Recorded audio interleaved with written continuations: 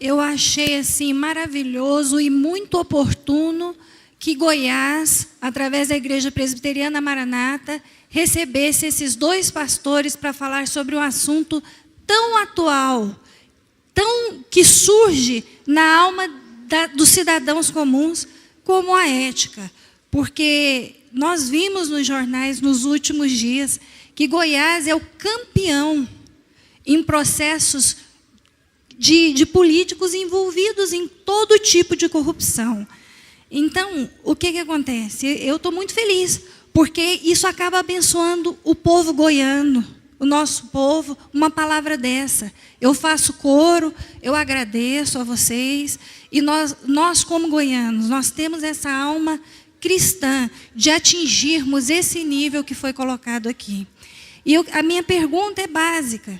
O senhor acha que os políticos que têm sido eleitos, eles são um reflexo do que está acontecendo a nível de positivismo, onde todo mundo quer ser o melhor, e aqueles políticos que realmente querem fazer a coisa certa não têm espaço, porque não estão indo nessa onda do poder e tudo mais? Para os dois? Irmã, para os dois? Para o povo?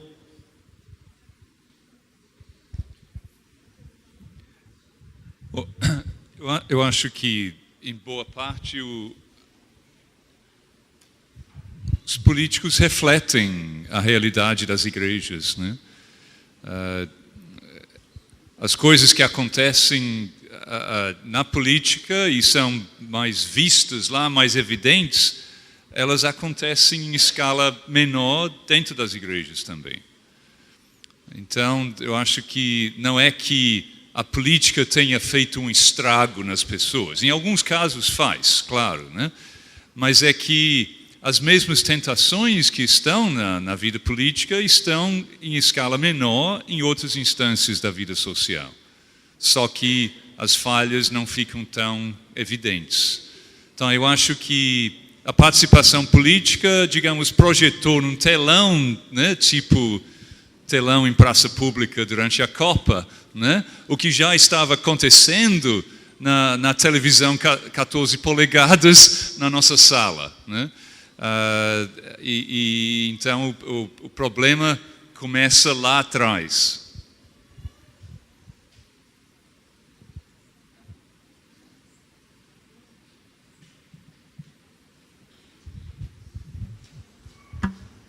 Boa noite, sou Milene, sou membro da Igreja Catedral da Família, e a minha pergunta é, eu quero saber dos dois, posicionamento, né? Nós estamos diante de 2 mestres, e acho que a contribuição do Paul hoje na questão da sociologia também pode contribuir muito para a gente estabelecer diálogo e reflexão mais profunda a respeito de assuntos que são importantes para a gente pensar enquanto cristãos que querem fazer diferença, que é a diminuição da maioridade penal, né? Como que vocês veem isso, né? A gente, para além disso, né, se o retrato do Brasil de hoje, contraditório, é o que pode estar gerando que está gerando essa marginalidade, o que efetivamente a gente, enquanto cristãos que quer fazer diferença, pode pensar e agir para mudar esse quadro. Obrigada.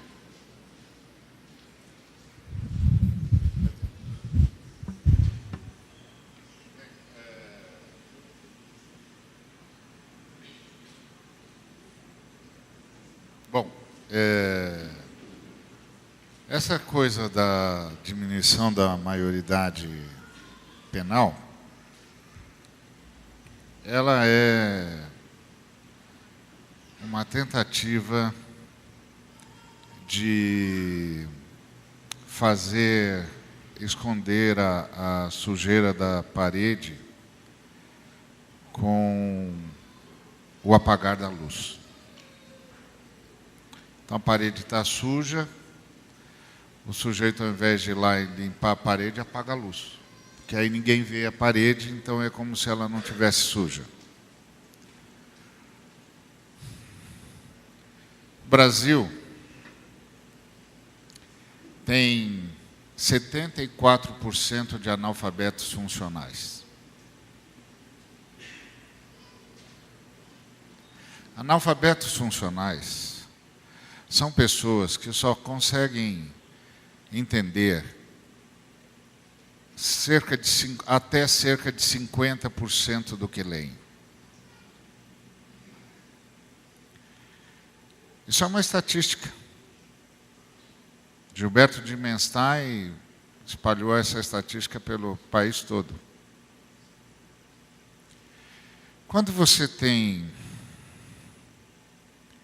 10% de analfabetos funcionais, 20% de analfabetos funcionais, você tem uma crise na educação. Quando você tem 74% de analfabetos funcionais, você tem um sistema de destruição da sociedade, de aniquilamento da capacidade de compreensão e, portanto, de participação.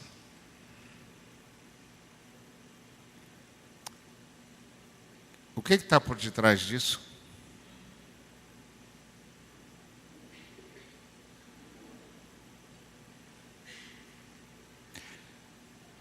E aí, depois de ter produzido 74% de analfabetos funcionais, a elite começa a dizer que precisamos punir os brasileiros mais cedo. Que nós temos de punir os brasileiros com 16 anos de idade. Mas não são todos os brasileiros. São os brasileiros pobres. São os brasileiros negros. Não são todos os brasileiros. Não são os brasileiros da elite branca. Não são os brasileiros filhos de bilionários que compram McLaren e matam ciclista na rua. Não. São os brasileiros que estão dando trabalho na Cracolândia, que estão impedindo a especulação imobiliária.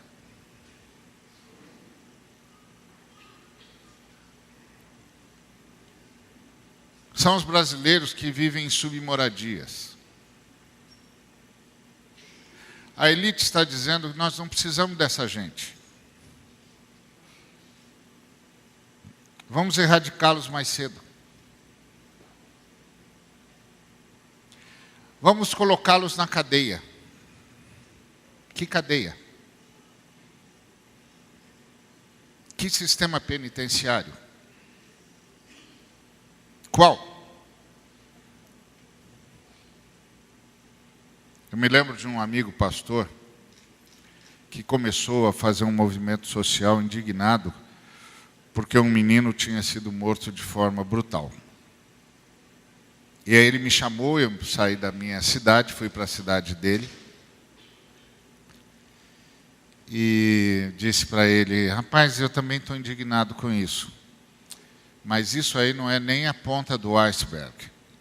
Você não viu o que está acontecendo no Brasil. Ele me olhou assim, meio com um ponto de interrogação no rosto, mas como nós éramos muito amigos, ele foi tolerante comigo e deixou passar. E agradeceu que, afinal de contas, eu fui lá apoiá-lo na indignação dele. Mas um dia, ele entrou na polícia, foi visitar a cadeia na Polícia Civil. E ele chegou lá e foi visitar uma cela construída para 8 pessoas. E quando ele entrou na cela, ele viu 800 pessoas.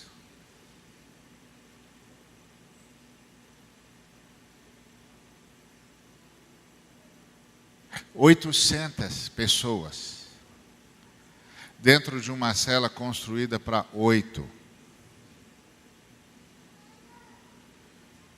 Naquele dia ele se converteu.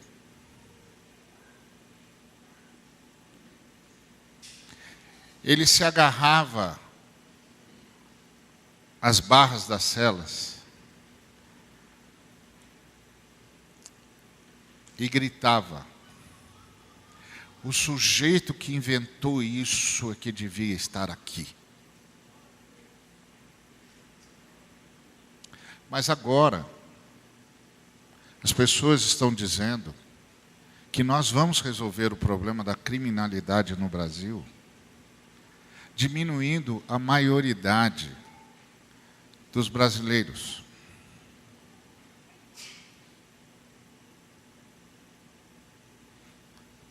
Que brasileiros com 16 anos comandam o crime no Brasil? Que brasileiros com 16 anos importam armas no Brasil?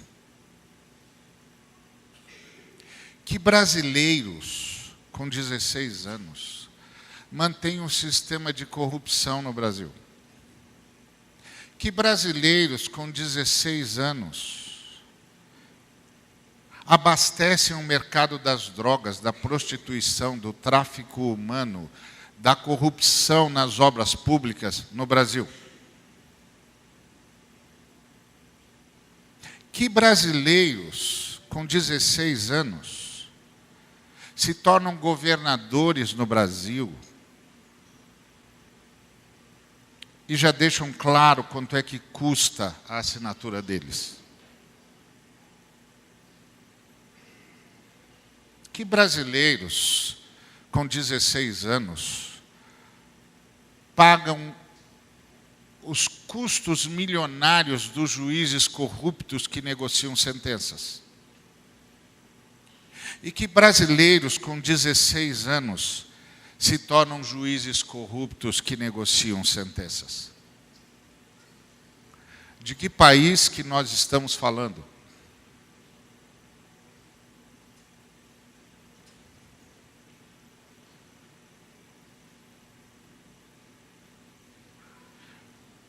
Então, eu como cristão,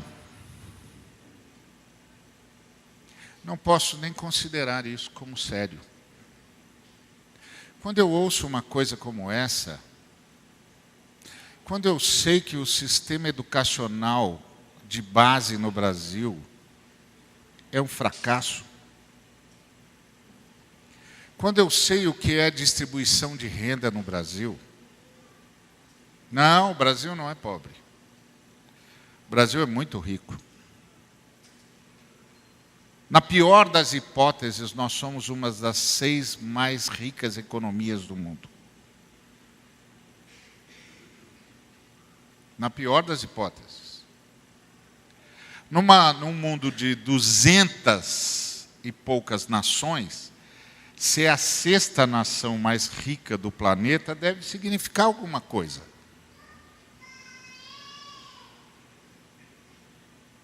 Deve ter alguma importância isso. E essa 6ª nação mais rica, também considerada a nação mais injusta das nações modernas, que tem a pior distribuição de renda, a pior distribuição de terras, quer matar brasileiros com 16 anos. Quer colocá-los na cadeia. E quer transformá-los em alunos do crime. E aí eles dizem, é porque os bandidos aliciam as crianças, os menores, para que eles façam crimes porque eles são inimputáveis. Ok. Então vamos prender os de 16 anos. Os bandidos vão aliciar os de 14. Depois nós vamos prender os de 14. E eles vão aliciar os de 12. E depois nós vamos diminuir a maioridade para 12.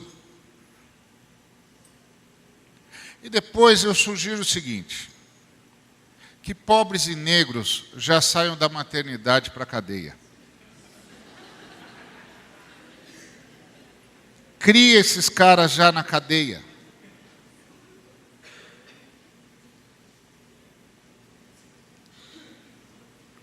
Resolve o problema do Brasil.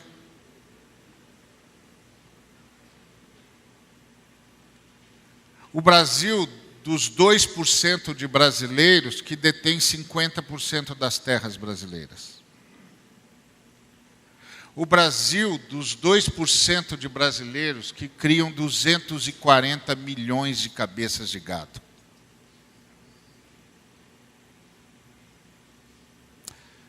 Vamos deixar só eles no Brasil. Vamos todos nós para a cadeia. Quem sabe isso resolve o problema do Brasil. Como que eu, seguidor de Jesus Cristo, posso levar uma coisa dessa a sério? Como? Como que você, um seguidor de Jesus Cristo, pode levar um negócio desse a sério? Enquanto o Brasil não proteger as suas crianças, enquanto o ensino básico no Brasil não for minimamente eficiente, eu não quero conversar sobre isso com ninguém.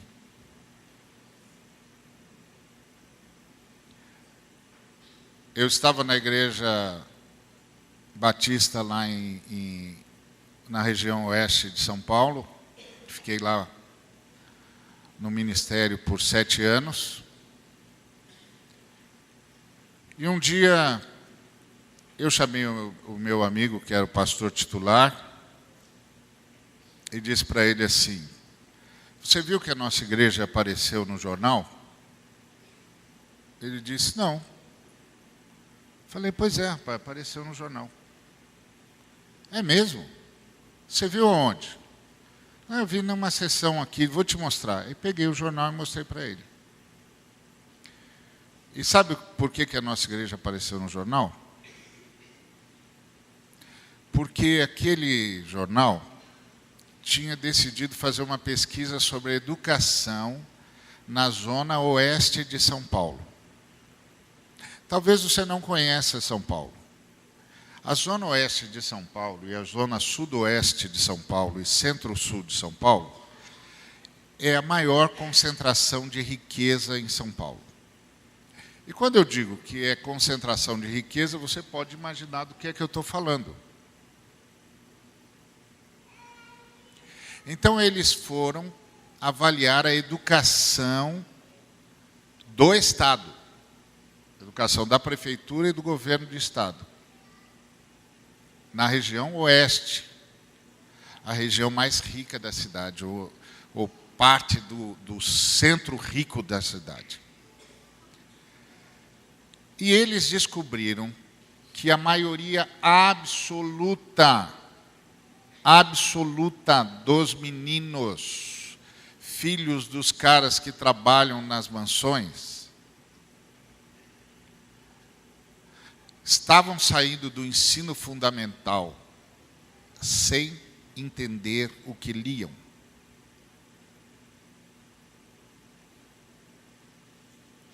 Aí, naquela varredura da Zona Oeste, que é muito grande, São Paulo, você sabe, qualquer bairro em São Paulo é um absurdo de gente.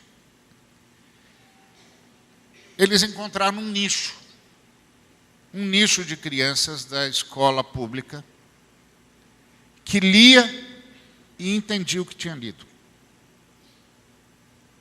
E eles deram vários textos. E as crianças liam e diziam: isso aí significa isso, isso, isso, isso. Sabe como vocês sabem? E eles disseram: aquela igreja batista ali, ó. Toda vez que a gente sai da escola, a gente vai para lá. E os crentes ensinam a gente a entender o que a gente lê. Enquanto o governo não fizer isso, E enquanto a Igreja de Jesus Cristo não prestar serviço, eu não quero ouvir sobre isso. Eu não quero conversar sobre isso.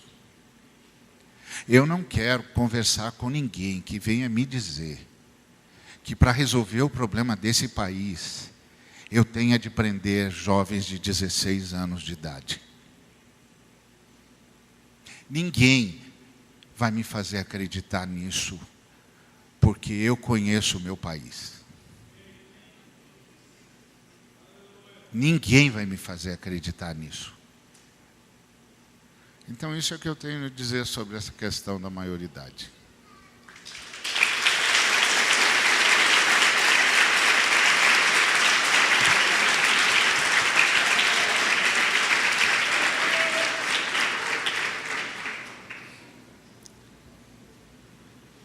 Heber Henrique pergunta: a ética cristã, nesta leitura contemporânea, é comprometida com uma ética neoliberal? Se sim, como promover mudanças na ética cristã da Igreja brasileira? Novamente. A ética cristã, nesta leitura contemporânea, é comprometida com uma ética neoliberal? Se sim, como promover mudanças na ética cristã da Igreja brasileira? É para o Paul.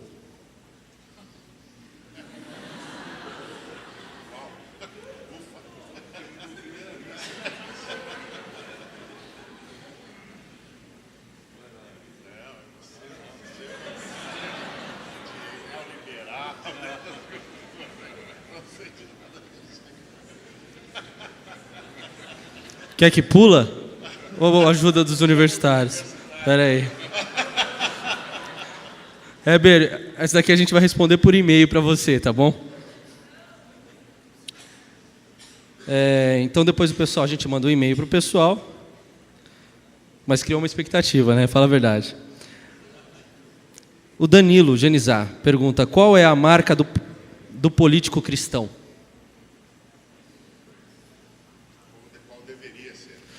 Qual deveria ser a marca do político cristão? Paul.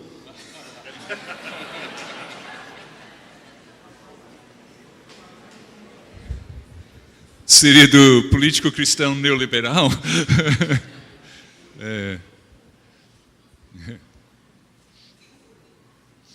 Bom, eu acho que não existe uma resposta simples para isso, né? Mas várias coisas que devem caracterizar, né, o político cristão. Deixa eu começar dando um exemplo. Recentemente eu fiz muitas entrevistas com políticos evangélicos e mesmo líderes de igrejas sobre a sua visão de mundo, como viam as questões nacionais, as questões internacionais, sistemas de governo, sistemas econômicos. E mais cedo ou mais tarde a gente acabava também tocando em assuntos como aborto e homossexualidade e tal. E depois de um tempo eu comecei a perceber que o mesmo tipo de diálogo se repetia. Que era mais ou menos assim. Eu perguntava: o que o senhor acha do casamento de pessoas do mesmo sexo? Eu sou contra. Bom, e o senhor é contra por quê? Eu sou contra porque é contra a moralidade bíblica. Aí eu dizia: interessante. Então, o adultério é contra a moralidade bíblica? Sim, é contra. Bom, e então devemos ter uma lei criminalizando o adultério, assim como existe em vários países do mundo? Não devemos ter isso. Ou devemos ter uma lei que criminaliza o ato homossexual consentido entre adultos, como já houve no passado no Brasil, na maioria dos países, mas já faz tempo que não tem. Então, mas ainda 70 países do mundo, mais ou menos, criminaliza isso, alguns com pena de morte. Devemos ter isso? O senhor vai fazer uma proposta de lei nesse sentido? Ah, não, o que é isso? Imagina. O que eu percebi, quer dizer, o meu objetivo não era de tanto assim a questão da opinião da pessoa em si, mas como a pessoa raciocinava para chegar à sua conclusão. E eu percebi que para muitos essa ideia de não, se alguma coisa é contra a moral bíblica, deve ser proibido por lei. Isso, no caso dos líderes eclesiásticos que eu entrevistava, eu dava o desconto. Mas no caso de políticos que vivem da política, que respiram a política 24 horas por dia, esse raciocínio é patético. Porque você não pode legislar toda a moralidade cristã. Mesmo na Bíblia, mesmo no Antigo Testamento em Israel, nem tudo que era contra a moral era legislado. Então, quer dizer, uma incapacidade total de entender a diferença entre a moralidade e a legislação, de pensar a política em termos específicos. Muitas vezes uma incapacidade de perceber também a questão da visão cristã do Estado. Que a visão cristã do Estado é que o Estado não deve ser cristão. A visão cristã do Estado é que o Estado não deve ser cristão. Então, essa é uma primeira coisa que a gente precisa ver nos nossos políticos. E eu acho que a segunda coisa é a questão da maneira de chegar a um cargo eletivo. Porque a maneira de chegar determina em boa parte o tipo de atuação que vai ter. E, como eu falei, esse modelo de candidaturas oficiais, em que você é eleito pela igreja, basicamente, o partido não importa, né? O que importa é a igreja, você é escolhido pela igreja, você é votado pelos membros da igreja, e você está a serviço da igreja, no Congresso Nacional, ou na Assembleia Legislativa, ou na Câmara Municipal. E isso é que dá a maior parte dos problemas, não todos, mas responde por uma grande parte dos problemas que temos. Se relacionam muito com a corrupção, se relacionam muito com a infidelidade partidária, né? Se relaciona com assim, os piores vícios da cultura política, que a gente exagera. É engraçado, nos anos 70, início dos anos 80, era comum eu ouvi muitas vezes de pessoas não evangélicas, dizendo, os evangélicos participam muito pouco da política. Seria bom que participassem mais, porque eu acho que os valores que os evangélicos trariam para a política fariam bem para o país. Isso se ouvia muito naquela época. Já não se ouve nunca. Nunca. Então, quer dizer,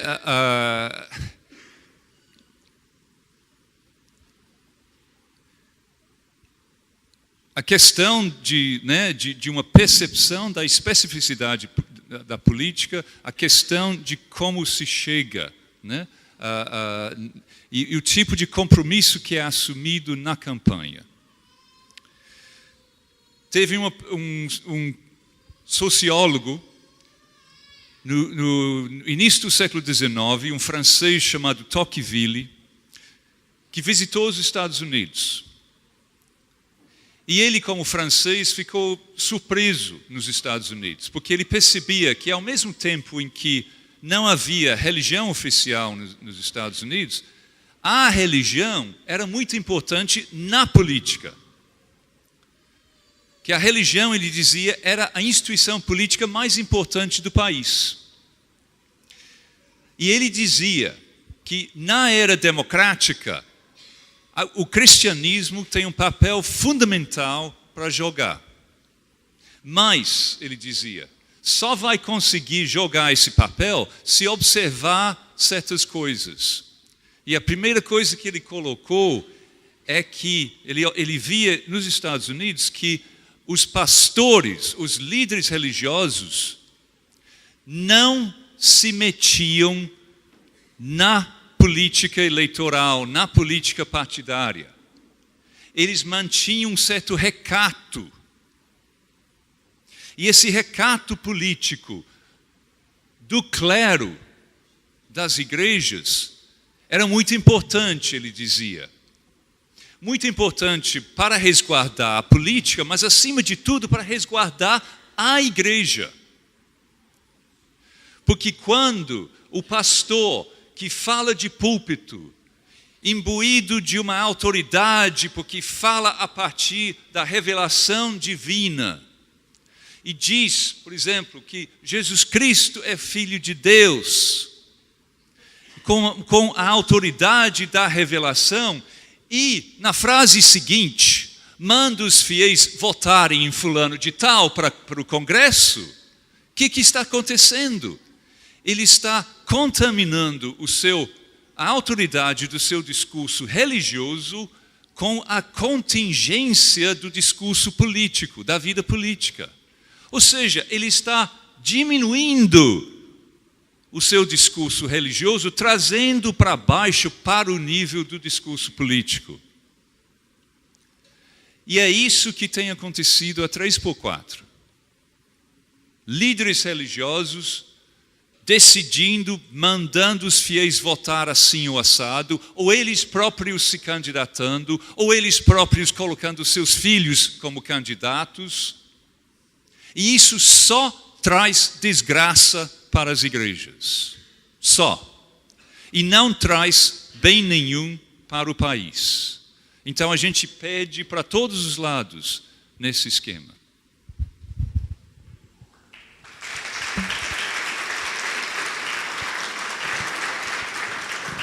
Pessoal, nós temos muitas perguntas pela internet, e tem muitas pessoas aqui para fazer pergunta também. Só que a gente encerra às 22h30, porque respeitando o horário de vocês e o pessoal da internet também. Então, eu vou informar o seguinte, nós teremos uma pergunta aqui agora, presencial, mas eu vou pedir para que todos fiquem até o final, tá? E aí a gente encerra o trabalho de perguntas aqui, tá bom? Boa noite, meu nome é Namália Gabriele, eu sou estudante na pós-graduação em assessoria de comunicação e marketing. Eu passei por uma época de desacreditamento na igreja, recentemente. E eu queria parabenizá-los em primeiro lugar, porque eu nunca imaginei escutar Dostoiévski, Rousseau, num púlpito. E eu acho que vocês estão encabeçando um movimento que estava passando da hora de acontecer. E a minha pergunta é, nesse sentido, onde a igreja vive a indústria do espetáculo, um termo que você usou, o voto do cajado, né? Eu queria perguntar, dentro de uma igreja, uma pessoa, esse negócio de migrar e de igreja também não é interessante, está sempre mudando de igreja. Qual seria, assim, uma dica que você daria, por exemplo, para alguém que está lá dentro dessa igreja, ela de repente se choca com a sua doutrina, o que seria legal se ela permaneceria, ou o que ela poderia fazer enquanto agente lá dentro, não sei, qual seria essa dica? A partir do momento que a pessoa está dentro da igreja e se depara, entende que a visão está um pouco diferente daquilo que está na palavra, ou se realmente ela deve mudar, ou se ela deve agir, de certa forma, influenciando o meio.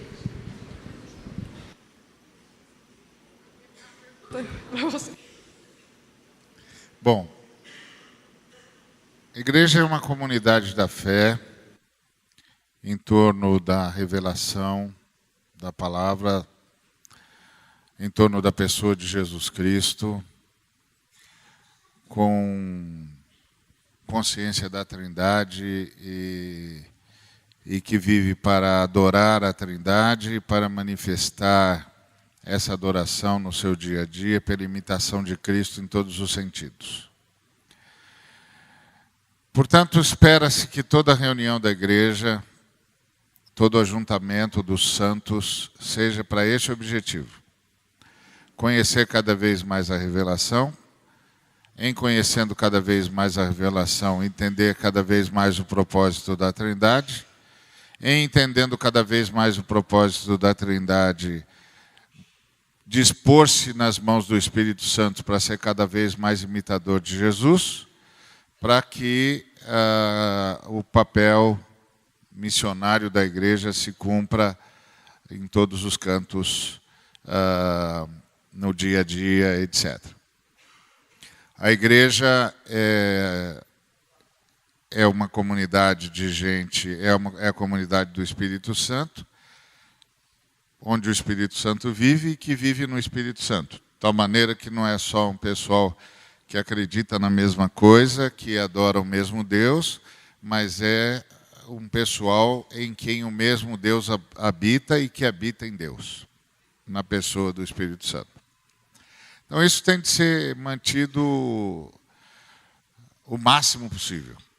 A gente tem de buscar manter essa comunhão, essa comunidade, essa convivência o máximo possível, porque nós entendemos o que nós somos. De outro lado, toda ovelha de Cristo tem o direito de ser bem apacentada. Se você começa a estar numa comunidade e a revelação não conta mais, a Trindade não aparece mais na adoração, na busca de reconhecimento do culto que é devido à Trindade, e Jesus não é mais o referencial, aí fica difícil. Aí a ovelha tem o direito de procurar uma das comunidades do Espírito onde isso apareça. Onde ela possa crescer, onde ela possa ser, de fato, abençoada com a possibilidade de refletir na sua vida a imitação de Jesus. Então é muito complicado. De um lado, as Escrituras são muito claras. Não abandone as suas congregações. Ponto. De outro lado, a Escritura é muito clara aos presbíteros. Apacentem o rebanho que há entre vós. Então a pergunta que fica é: quando os nossos presbíteros não estão mais nos apacentando, quando os nossos presbíteros não estão mais meditando e ensinando a partir da revelação, quando os nossos presbíteros não nos levam mais a cultuar a Trindade, quando os nossos presbíteros não nos levam mais à imitação de Jesus, o que é que a gente faz? Essa é a pergunta que está no ar na igreja no Brasil hoje. O que a gente faz quando os presbíteros se deixaram corromper? Quando os presbíteros estão apacentando o seu próprio ventre? O que a gente faz? Essa pergunta me angustia também, porque eu sou presbítero.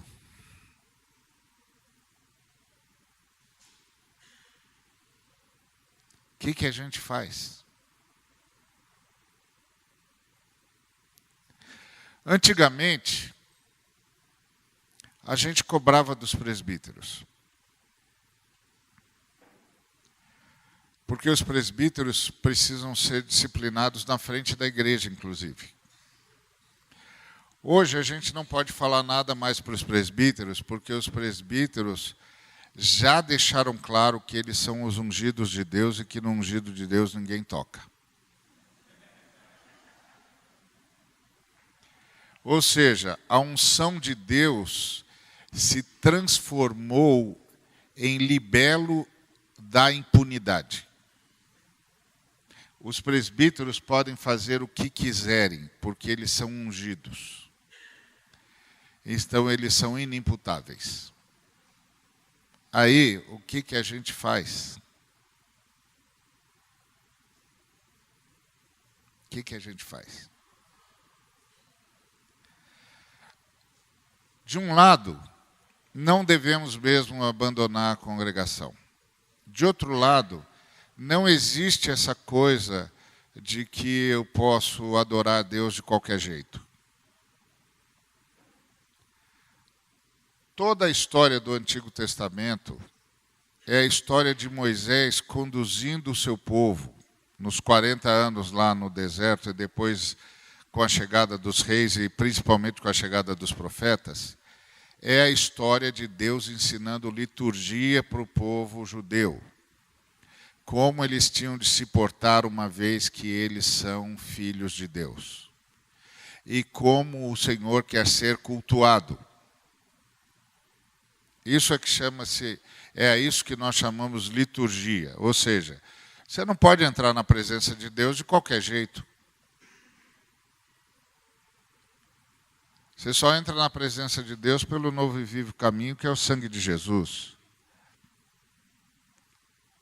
Então tem liturgia na história da igreja. Talvez não tenha o processual que um montão de igreja adotou, mas o espírito litúrgico tem.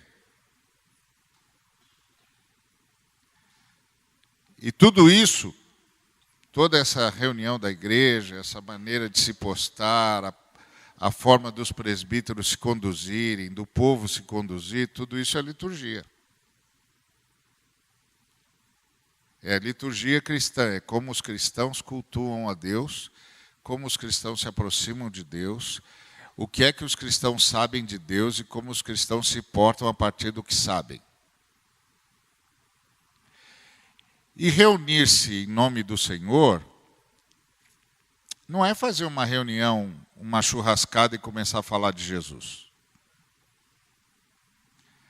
A gente se reúne em nome do Senhor em torno da mesa da comunhão, que é a ceia do Senhor. É só lá que a gente está reunido em nome do Senhor.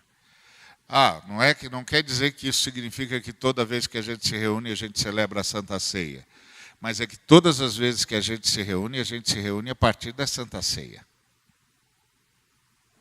A gente se reúne a partir da unidade da igreja, a gente se reúne a partir da noção de corpo de Cristo, a gente se reúne a partir do sacrifício de Jesus, da sua ressurreição, da sua honra e da sua glória. Então a gente não consegue fazer isso num espírito de divisão. Não pode fazer isso num espírito de juízo. Não pode fazer isso num espírito de desagregação, porque a gente não vai discernir o corpo de Cristo, ainda vai tomar a ceia de forma que não vai nos abençoar, só vai nos prejudicar. Então, a pergunta continua. Quando os presbíteros se corromperam? Quando a revelação não é mais a fonte de produção do discurso do presbítero. Quando o culto à Trindade não é mais o grande foco, e quando imitar a Jesus Cristo não é mais a forma de viver, portanto, o grande encorajamento, o que fazer? Eu penso o seguinte: primeiro, entender que os vários segmentos da igreja são tão válidos entre si quanto qualquer um. Estar reunido na igreja X ou na igreja Y é estar reunido na igreja. Se na igreja X os presbíteros se corromperam, a revelação, as escrituras sagradas não são mais a fonte do discurso. Imitar Jesus Cristo não é mais o grande encorajamento. A ovelha de Cristo que tem o direito de ser bem apacentada, tem o direito de procurar na igreja Y. Porque na igreja X ela não é mais apacentada. Agora, minha sugestão à igreja, à ovelha de Cristo: não faça isso enquanto você não tiver feito tudo o que você pode fazer para que os presbíteros voltem à sensatez. faça tudo o que você puder fazer para que os presbíteros voltem à sensatez. Porque o nomadismo não resolve o problema.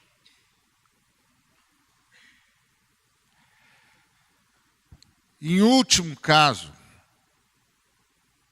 antes de sair, tente fazer o trabalho da formiguinha.